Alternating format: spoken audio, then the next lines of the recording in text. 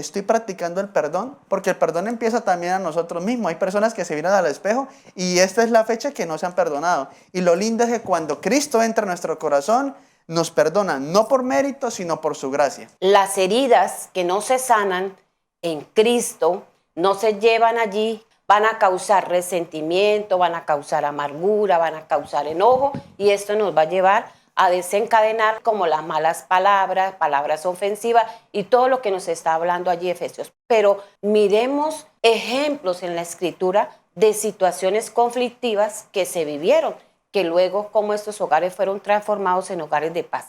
Y miremos acá, por ejemplo, el caso de Ana. Ana en su hogar tenía conflictos porque ella se sentía que la ofendían, que ella era menos, porque ella no podía tener hijos, porque ella, su sueño no estaba siendo una realidad y se sentía que su esposo la despreciaba. Bueno, todo un conflicto en ese hogar que la llevó a tener amargura y resentimiento en su corazón.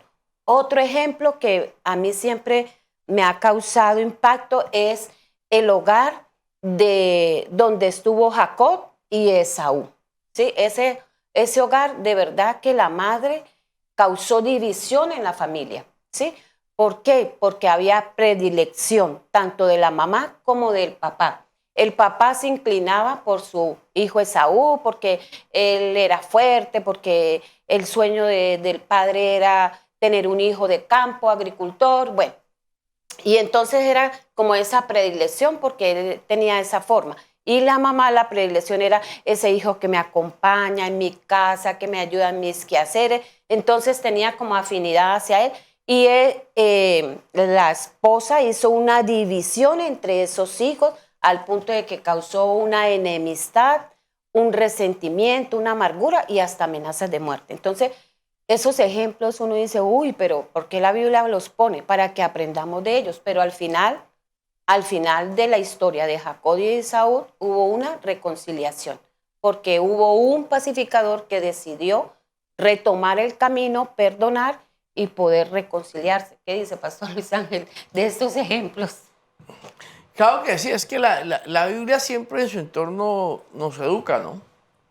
Cuando tomamos tema y como estamos hablando hoy de la familia, y eso nos muestra la necesidad. Recuerde que esas personas en el Antiguo Testamento vivían conflictos uno tras otro. Todo era un conflicto. Aún el mismo pueblo de Israel, siendo el pueblo de Dios, entre ellos siempre habían dificultades.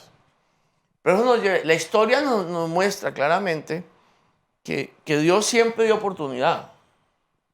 Dios, sí. Eso es indiscutible. Y Dios, yo tengo un concepto. Dios se cansó de perseguir a Israel para tratarlo bien. Y Israel siempre rechazaba a Dios porque quería otro camino, a pesar de que tenían promesa. Entonces, y eso nos muestra claramente que Dios sabe la necesidad que tenemos. Y en virtud de eso, Dios nos dio a su Hijo, dio a Cristo.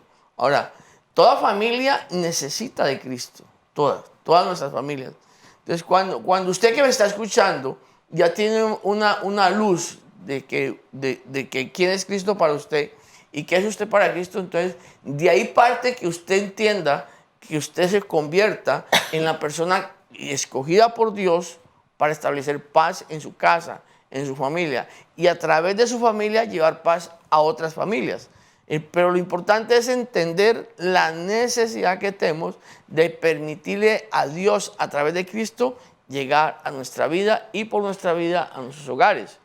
Porque, como decía yo, muchas veces nosotros cambiamos la figura de Cristo y la vida de Cristo por una figura religiosa.